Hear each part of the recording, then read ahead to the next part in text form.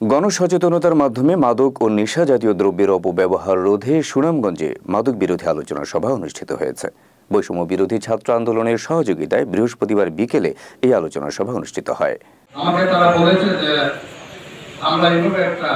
সুনামগঞ্জ সদর উপজেলা লক্ষণশ্রী ইউনিয়নের নীলপুর বাজারে মাদক বিরোধী এই আলোচনা সভার আয়োজন করে সচেতন যুব সমাজ RNG ও মাদকদ্রব্য নিয়ন্ত্রণ অধিদপ্তর। বীর মুক্তিযোদ্ধা ফজর আলীর সভাপতিত্বে অনুষ্ঠানটি সঞ্চালনা করেন যৌথভাবে নীলপুর বাজার কেন্দ্রীয় জামে মসজিদের সভাপতি মুফতি আব্দুল মালিক তোহা, SR শাহিন, গিলমান ও আবদুল্লাহ।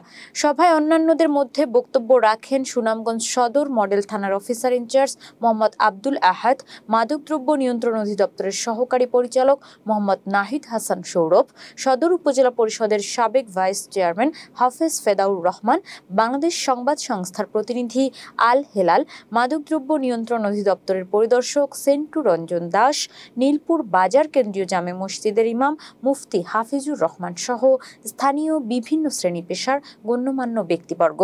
পরে স্থানীয় বাহাদুরপুর মাদ্রাসায় আন্তর্জাতিক খ্যাতিসম্পন্ন ইসলামী চিন্তাবিদ ও জেলা জমিয়তের সভাপতি হযরত মাওলানা তাফাজ্জুল হক আজিজের সভাপতিত্বে অপর একটি সভায় মাদক বিরোধী প্রচারাভিযান পরিচালনায় সকলকে এগিয়ে আসার আহ্বান জানানো হয়।